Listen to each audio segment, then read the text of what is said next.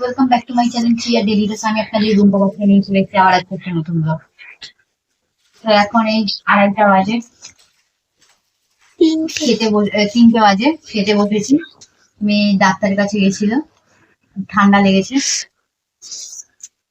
ভাত করেছি, ভাতে হঠাৎ করে পিঁপড়ে ধরে গেছে। বলো, এই গরম পড়লেই এইরকম অবস্থা, বিরক্তি লাগে। খেলে 27। দেখো, ভাত এখনো গরম, এদিকে ভাতের ইসেতে পিঁপড়ে লেগে গেছে। বুঝতে পারি না।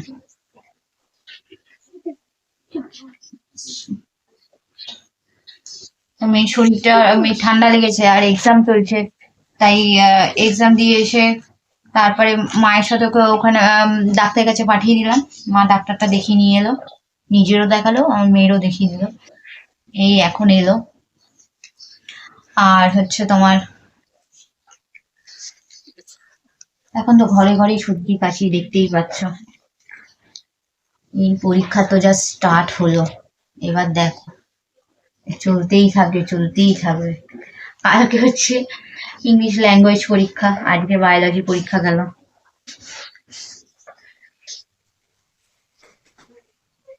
আজকে অনেক কিছুই রান্না করিনি। আজকে কমই রান্না করেছি। এই পিঁপড়ে মারতে মারতেই তোমার দিন চলে যাবে। আচ্ছা, এই যে উচ্ছে আলু ভাজা করেছি। লঙ্কা খাও।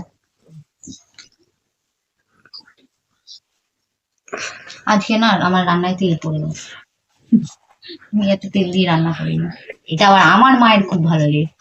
আচ্ছা, এটা হচ্ছে পাবদা মাছ করেছি। নারকেলটা দেখতে পাচ্ছ একটু বেশিই দিয়েছি, ছিল ঘরে, তাই নারকেল একটু বেশি করে দিয়ে দিয়েছি, কারণ আমার মেয়েরা না এই গ্রেভিটা খেতে খুব ভালোবাসে।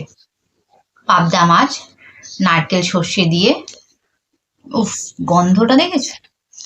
গন্ধটাই অসাধারণ বেরিয়েছে। এই দিয়ে আমার মেয়ে খেয়ে নেবে। হুম।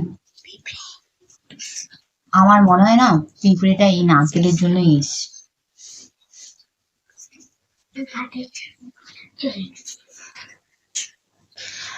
এই দিয়ে আমার মেয়েরা ঠিক খেয়ে নেবে।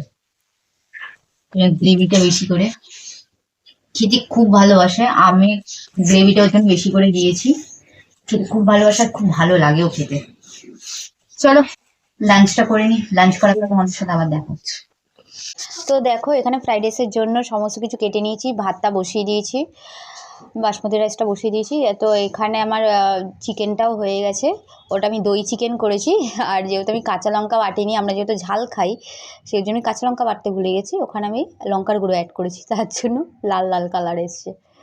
দেখো, এখানে আমার ফ্রাইড রাইসটাও হয়ে গেছে। রাতে কি খাবো রোজ রোজ ভাবি, তাই দই চিকেন করলাম আর ফ্রাইড রাইস। খেতে কিন্তু অসাধারণ লাগে। তো দেখো, আমি এক হাতে ফোন ধরে না আর এক হাতে সিরিয়াসলি আমি খুন্তি নামাতে পারছি না, খুব কষ্ট, খুব অসুবিধা হচ্ছে, ওর জন্য কোথাও কোথাও এটা সরে যাচ্ছে। তো মোটামুটি এখানে হয়ে গেছে, আমি বেশি কিছু দিইনি এইবার, কোনো মশলা টশলা দিইনি, যেহেতু রাত্রিবেলা ডিনারে। তো দই চিকেনের সাথে একদম নর্মাল, একদম প্লেন ফ্রাইড রাইসটাই দেখবে ভালো লাগে। আমি এখানে রেড বেল পেপার, তারপরে গ্রিন বেল পেপার, সমস্ত কিছু দিয়েছি, তারপরে তোমার বিনস, গাজর, দারুণ টেস্ট এসছে। আর দই চিকেনটা খুবই খেতে ভালো হয়েছে, কারণ এই চিকেনটা অ্যাকচুয়ালি একটা কচি মুরগির। তো চলো, এটাই হচ্ছে লাঞ্চ। এই দেখো দুষ্টুমি করছে, লাঞ্চ বলছি, এটাই হচ্ছে ডিনার। তো যদি ব্লগটা ভালো লেগে থাকে লাইক, শেয়ার এবং সাবস্ক্রাইব করে দেবে।